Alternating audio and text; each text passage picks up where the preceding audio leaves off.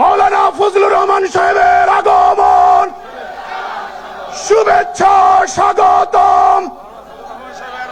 কায়েদে মিল্লাতে ইসলামিয়ার আগমন। এখানে বসেন। সম্মানিত উপস্থিতি, আপনারা আলহামদুলিল্লাহ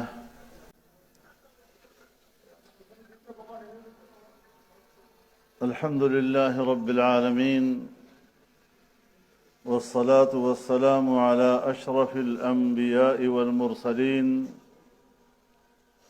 وعلى آله وصحبه ومن تبعهم بإحسان إلى يوم الدين. أما بعد فأعوذ بالله من الشيطان الرجيم. بسم الله الرحمن الرحيم. هو الذي أرسل رسوله بالهدى ودين الحق ليظهره على الدين كله وكفى بالله شهيدا. صدق الله العظيم.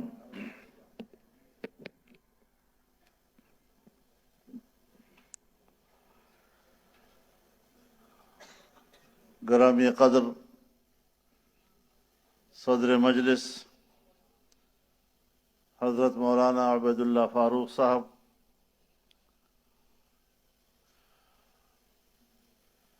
آپ کی شانہ بشانہ چلنے والے آپ کے تمام ہم سفر،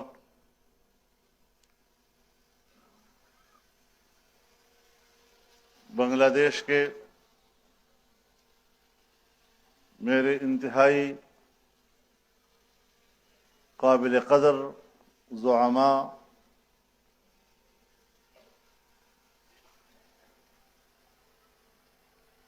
علماء کرام اور ہر طبقہ زندگی سے تعلق رکھنے والے تمام معززین، میں آپ تمام حضرات کا تہ دل سے شکر گزار ہوں کہ آپ نے مجھے بھی اور جمعیت علماء اسلام پاکستان کے وہ تمام مندوبین اور وہ تمام علماء کرام جو آپ کی دعوت پر بنگلہ دیش آئے ہیں، سب آپ کے شکر گزار ہیں۔ آپ نے جو ہمیں محبت دی ہے، آپ نے جو ہمیں عزت دی ہے، آپ نے جو ہمیں احترام دیا ہے، آپ یقین جانیے کہ ہمیں بالکل محسوس نہیں ہو رہا کہ ہم کسی دوسرے ملک میں آئے ہیں، ہم خود کو اپنے وطن میں سمجھتے ہیں۔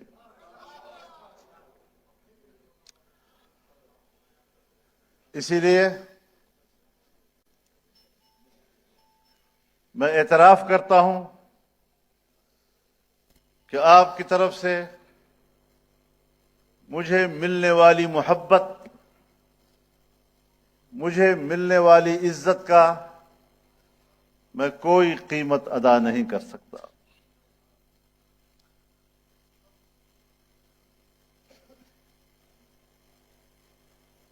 لیکن ہم نے اس دنیا میں باعزت طور پر رہنا ہے،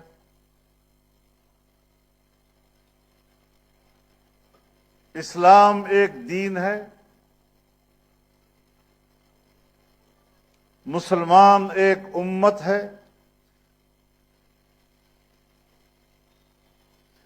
جغرافیہ تو اس کا تقسیم ہو سکتا ہے، لیکن اس کی روحانی دنیا منقسم نہیں ہو سکتی۔ پوری دنیا کا مسلمان وہ ایک امت ہے، ہمارے دل ایک دوسرے سے جڑے ہوئے ہیں اور دنیا کی کوئی طاقت ہمارے اس روحانی تعلق کو تقسیم نہیں کر سکتی.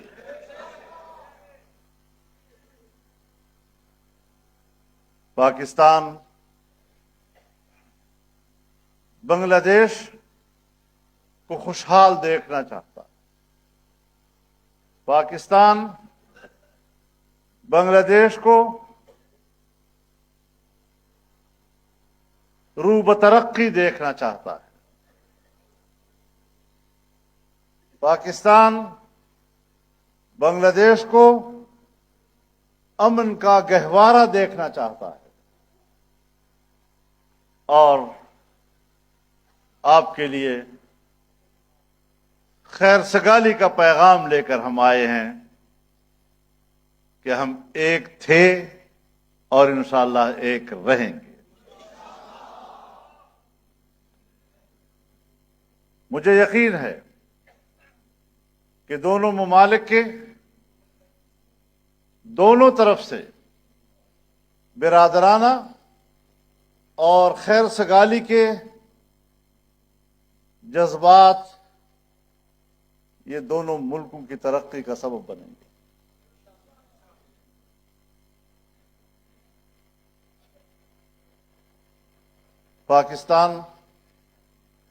پاکستان کے عوام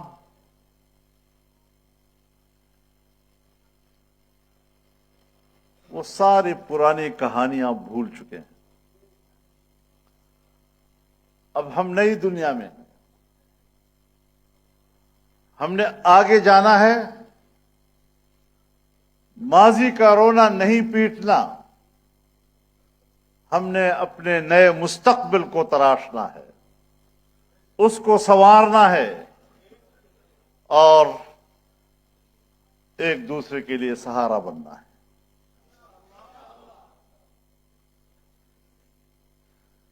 اسلام سلامتی کا دین ہے. علماء کرام بیٹھے ہیں. ہمارے ہاں دو الفاظ استعمال ہوتے ہیں, ایمان اور اسلام. علماء جانتے ہیں کہ ایمان کے لغوی معنی دوسرے کو امن دینا اور اسلام کے لغوی معنی دوسرے کو سلامتی دینا. جس کے لغوی الفاظ میں امن اور سلامتی پنہاں ہو, آپ خود اندازہ لگائیں کہ وہ دنیا اور کائنات کے لیے امن اور سلامتی کا کتنا عظیم نظام رکھتا ہوگا. اگرچہ دنیا کوشش کر رہی ہے کہ اسلام کو بدنام کیا جائے,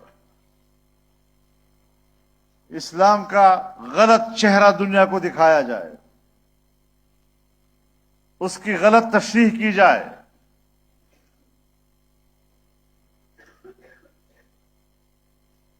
شدت کو اسلام کی طرف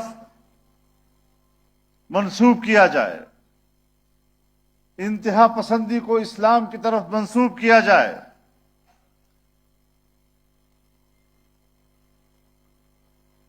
جنگ و جدل اس کو اسلام کی طرف منسوب کیا جائے.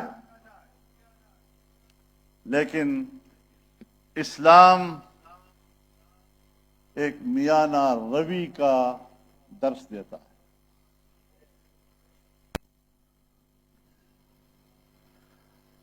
اللہ کی طرف سے ہماری زندگی, انفرادی زندگی ہو یا اجتماعی اور مملکتی زندگی, اس کی رہنمائی کے لیے اللہ نے ہمارے پاس قرآن بھیجا ہے.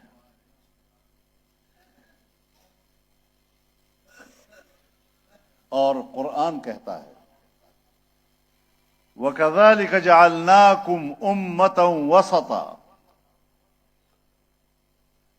اور اس طرح ہم نے تمہیں ایک میاں نہ رو امت بنایا ہے۔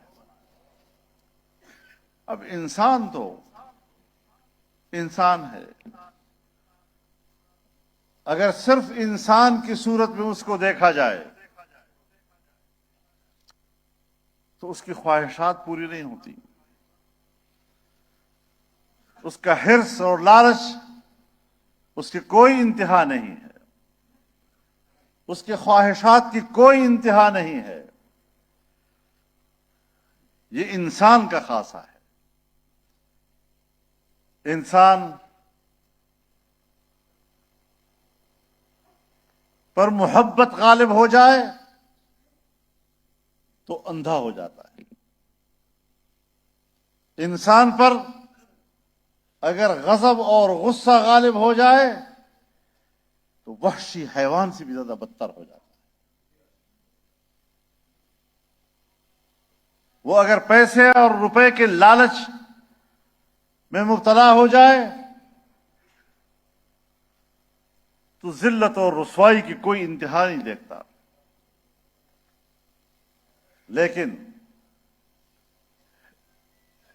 ان تمام جذبات کو جو انسان کی جبلت میں موجود ہیں، ان سب کو اگر اعتدال پر لایا ہے تو قرآن کی تعلیم لے کر آیا ہے۔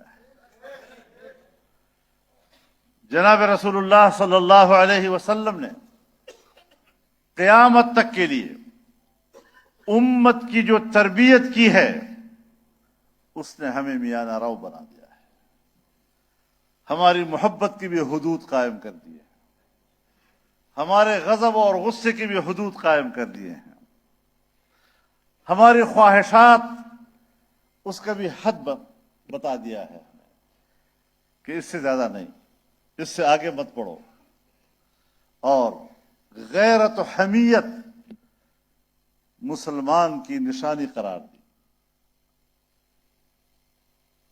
اس حیثیت میں ہم پوری دنیا کے اقوام کے ساتھ چلنا چاہتے ہیں۔ دنیا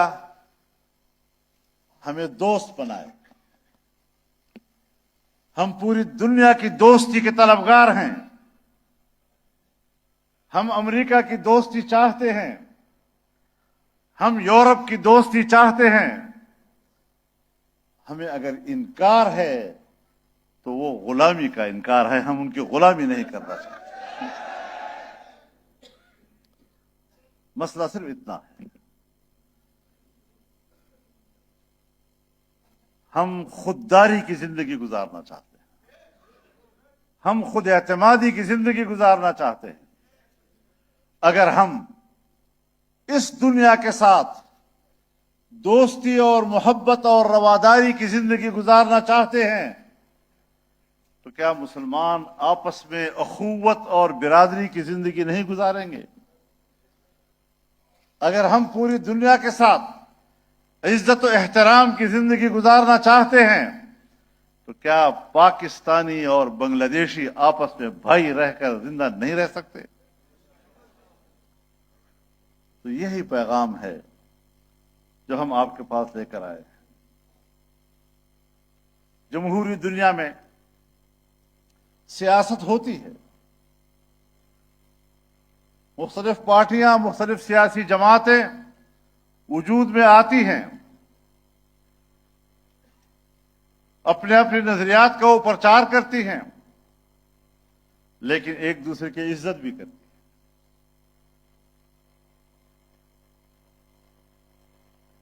ہر پارٹی کا اپنا منشور ہے اور وہ پارٹی اپنے منشور کے لیے تحریک ہے، لیکن تحریک اس کی مثال سمندر کے لہروں کی ہے۔ سمندر کی لہریں سفر کرتی ہیں، مد و جزر کا شکار ہو جاتی ہیں، نشیب و فراز کا شکار ہوتی ہیں، لہریں ڈوب جاتی ہیں، لیکن پھر ابھرتی ہیں اور بالآخر ساحل پہ جا کر دم لیتی ہیں۔ تحریک سمندر میں بڑا پتھر پھینک کر دھماکہ کرنے کا نام نہیں ہے۔ جب آپ ایک بہت بڑا پتھر اوپر سے سمندر میں پھینکیں گے تو دھماکہ بھی ہوگا، لہر بھی اٹھے گی، لیکن 2-3 منٹ کے اندر وہ لہر ختم ہو جاتی ہے۔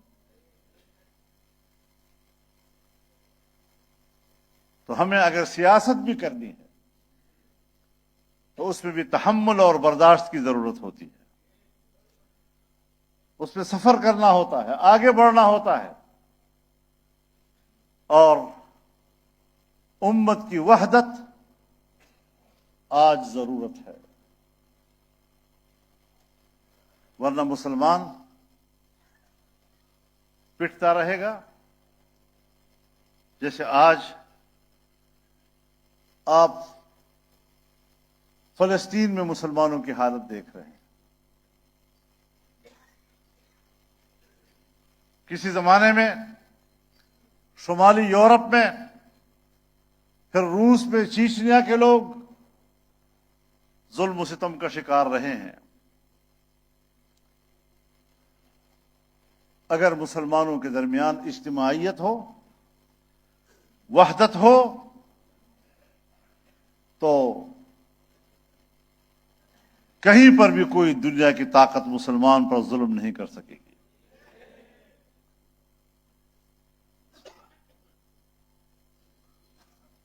مثل المؤمنین فی توادہم وتعاطفہم وتراحمہم کمثل جسد واحد اذا اشتكى عینہ اشتكى کلہ واذا اشتكى رأسہ اشتكى کلہ واذا اشتكى عضو تداعى له سائر الجسد بالسہر والحمى۔ ایمان والوں کی مثال ایک دوسرے کے ساتھ دوستی کرنے میں، ایک دوسرے پر مہربان ہونے میں، ایک دوسرے کے ساتھ ہمدردی کرنے میں ایسی ہے جیسے ایک جسم کہ اگر اس کی آنکھ میں درد ہو تو پورا جسم بے قرار، اگر اس کے سر میں درد ہو تو پورا جسم بے قرار، جسم کے کسی حصے میں اگر درد مچل رہا ہے تو رات جاگتے اور بخار میں گزرتی ہے۔ رسول اللہ صلی اللہ علیہ وسلم نے فرمایا۔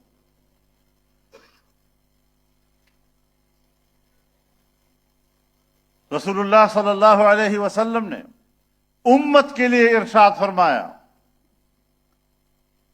الجماعت رحمت والفرقۃ عذاب۔ اکٹھے رہنا، ایک صف رہنا ان کے لیے باعث رحمت ہے، اور تفرقہ اور تقسیم یہ ان کے لیے عذاب کی صورت ہوتا ہے۔ جمعیت علماء اسلام پاکستان پوری امت کے لیے اور پوری انسانیت کے لیے اس طرح سوچ رہی ہے۔ ہم تو مسلم غیر مسلم میں بھی فرق نہیں کرتے، ہم تو اپنے ملک میں غیر مسلموں کے حقوق کو اپنے حقوق کے برابر سمجھتے ہیں، اور ان کے حقوق کی حفاظت کو اپنا فرض سمجھتے ہیں۔ تو پھر اپنے مسلمان بھائی کے حقوق کے بارے میں ہمیں کیا سوچنا ہے؟ اس اعتبار سے ہمیں امت کی اس ضرورت کو اہمیت دینی ہے، اور اس کو پرائیورٹی دینی ہے، اس کو ہائی لائٹ کرنا ہے، اور انشاءاللہ العزیز ہمارا جو یہ سفر ہے بنگلہ دیش کا، ہر چند کہ علماء کرام نے ہمیں دعوت دی یہاں پر ختم نبوت کانفرنس میں شرکت کے لیے، فدائے ملت سیمینار میں شرکت کے لیے، سلہٹ میں فلسطین کے عنوان سے اجتماع کے حوالے سے، لیکن آپ تمام دوستوں کے ساتھ ہمارے رابطے کا سبب بنا، ہماری ملاقات کا سبب بنا، اور مجھے جو یہاں پر عزت ملی، محبت ملی، میرے پاس الفاظ نہیں ہیں کہ میں کس طرح آپ کا شکریہ ادا کروں۔ لیکن آپ کی یہ محبت، یہ صرف محبت نہیں، یہ ایک پیغام ہے، اور یہ پیغام میں پاکستان لے کر جاؤں گا انشاءاللہ۔ اللہ تعالی ہمارے صفوں میں وحدت پیدا فرمائے، ہمارے دلوں میں ایک دوسرے کے لیے محبت اور ایک دوسرے کے لیے خیرخواہی کے جذبات پیدا فرمائے۔ میں بے حد ممنون ہوں آپ حضرات کا۔ وآخر دعوانا ان الحمد للہ رب العالمین۔